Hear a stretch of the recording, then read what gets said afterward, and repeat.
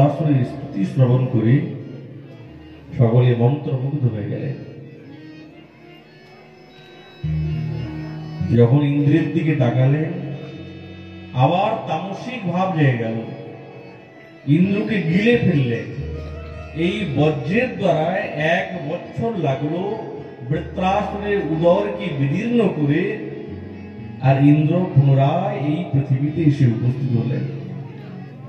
বৃত্রাসুর সাক্ষাৎ ভগবত গতিকে প্রাপ্ত হলেন। পরীক্ষিত মহারাজ জিজ্ঞাসা করলেন, গুরুদেব, আমার মনের মধ্যে প্রশ্ন যে অসুর হয়ে এইরকম ভগবানের স্তুতি করেছেন কি করে? বলছে, ইনি পূর্বজন্মে চিত্রকেতু রাজা ছিলেন। অনেক রানী, জ্যেষ্ঠ রানীর গর্ভে একমাত্র পুত্র হয়। তো বাকি রানীরা করলো কি, বিষ পান করিয়ে মেরে ফেলল। রাজা চিত্রকেতু নিজের পুত্রকে কোলের মধ্যে নিয়ে খুব কাঁদতে আরম্ভ করেছে, আর সমস্ত রানীগুলো কাঁদছে। তো নারদ মুনি এসে বলছে, মহারাজ কেন কাঁদছেন আপনি? বলছে, দেখতে পাচ্ছেন আমার পুত্র মরে গেছে। ও, তাহলে আপনি চুপ করুন, আপনাকে পুত্রকে বাঁচিয়ে দেব আমি। কান্না বন্ধ করলেন, আর যোগ প্রভাবে সেই জীবাত্মাকে ডেকেছেন। এসে উপস্থিত, মহারাজ এই নেন আপনার পুত্র। দৌড়ে গেলেন পুত্র পুত্র বলে। এখন সঙ্গে সঙ্গে পুত্র বলে, থামুন থামুন থামুন, আগে পরিচয়টা ঠিকভাবে হোক। কেন? তুমি আমার পুত্র, আমি তোমার পিতা। ঠিকই তো, কিন্তু তুমি আমার কত নম্বরের পিতা এটা তো বলো। আমি জীবাত্মা, আমি যখন নতুন দেহ ধারণ করি না, তখন নতুন মাতা পিতা হয়। কতবার তোমার পিতা হয়েছে আমি কোনো ঠিক আছে? আর তোমার সামনে যে এত রানীগণ কাঁদছে না, সব লোক দেখানি কাঁদছে। সত্যি কথা বলি, বল, এরাই আমাকে বিষ দিয়ে মেরেছে, আর মেরে এখন নিজেরাই কাঁদছে, লোক দেখানি কাঁদ।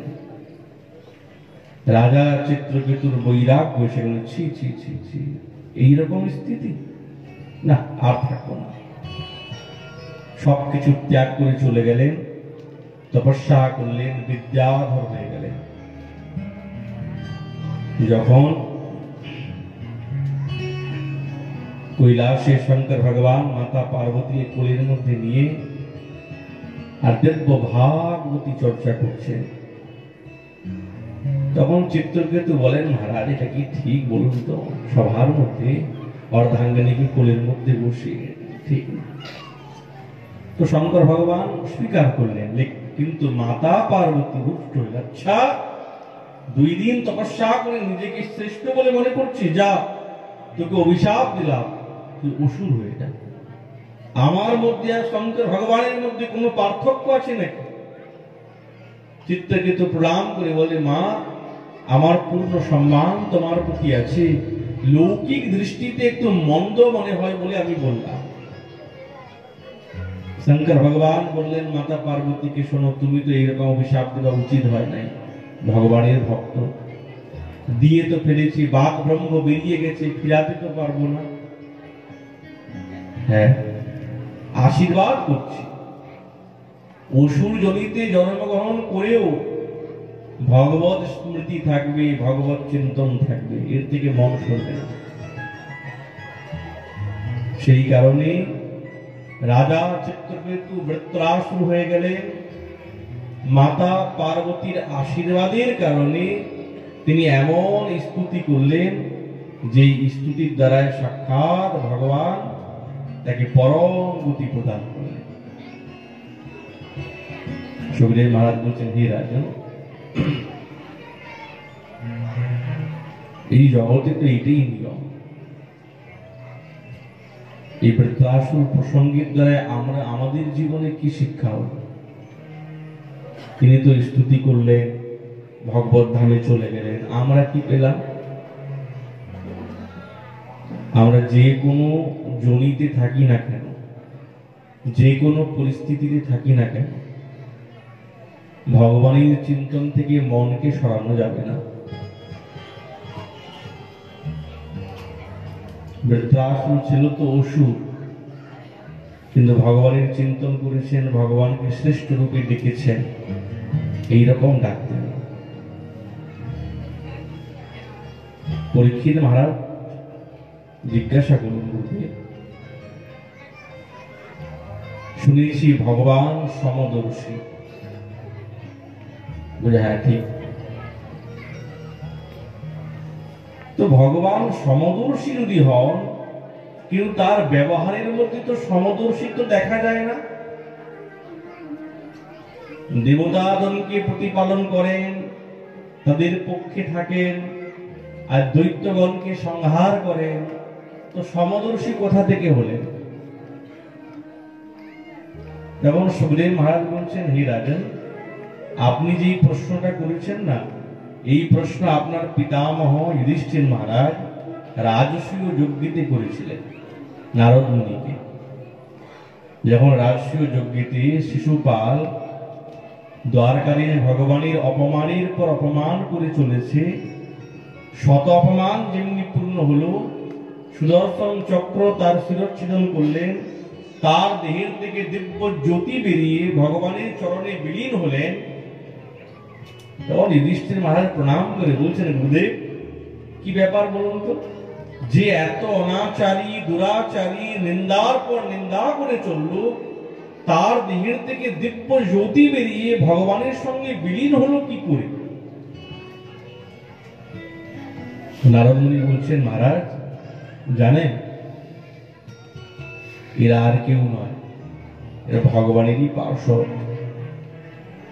জয় বিজয় সনকাদি ঋষিবৃন্দের অভিশপ্ত হয়ে এরা ঔষধত্বকে প্রাপ্ত হয়েছে। আর প্রত্যেক যুগেতে এরা অসুর হয়ে জন্মগ্রহণ করে, আর ভগবান এদেরকে উদ্ধার করে। আদি রাক্ষস রূপে ইনারাই হচ্ছেন সেই হিরণ্যাক্ষ এবং হিরণ্যকশিপু।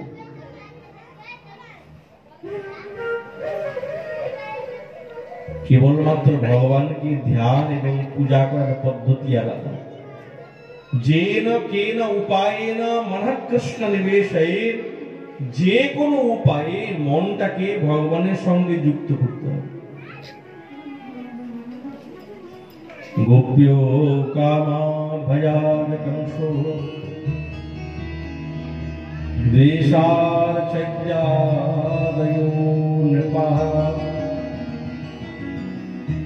সম্বন্ধাদ বিষ্ণুয়ো স্নেহা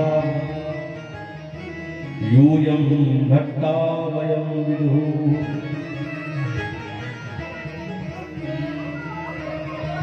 কেউ ভগবানের সঙ্গে শত্রুতা করে,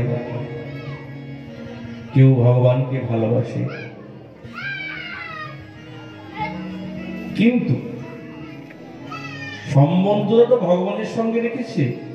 আচ্ছা, তাহলে কি ভগবানের ভক্তি থেকে কি ভগবানকে গালাগালি দেওয়া ভালো? বলছে না না, ভক্তির রাজ্য আলাদা। যারা ভগবানের সঙ্গে শত্রুতা বা বৈরী ভাবনা রাখে, তারা ভগবত লোকে যায় না। তাদেরকে আবার তপস্যা করতে হয়, আবার ভজন করতে হয়, তবে তারা পরিবর্তন হয়ে আবার ভগবত লোকে যায়, সময় লাগে। কিন্তু যারা ভগবানের ভজন করেন, ভক্তি রাখেন, তাদের পথ আলাদা, ধারা আলাদা। তখন জিজ্ঞাসা করলেন, তাহলে গুরুদেব আমাকে একটু হিরণ্যকশিপুর কথা একটু বলুন, জানতে চাই।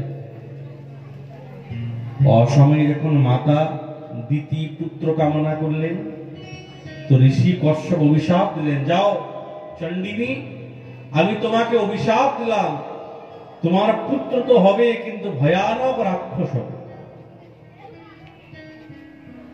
এখন কি করবেন? অভিশাপ এই হিরণ্যাক্ষ এবং হিরণ্যকশিপুর জন্ম হয়। যেই হিরণ্যাক্ষকে সাক্ষাৎ বরাহ ভগবান বধ করে, নিজের ভাইয়ের প্রতিশোধ নেবার জন্য এই হিরণ্যকশিপু মন্দর পর্বতে পাদাঙ্গুষ্ঠ ঊর্ধ্বা পায়ের বুড়ো আঙুলের উপরে দাঁড়িয়েছেন। আর ঊর্ধ্বা একদিন দুদিন তপস্যা নয়, 10,000 বছর তপস্যা করছেন। কার? না ব্রহ্মা। কিসের উদ্দেশ্যে? না ভগবান বিষ্ণুকে বধ করবেন বলে, আর অমরত্ব নিতে চায়। সারা শরীরটা উই ঢিপি হয়ে গেছে, উই ঢিপি।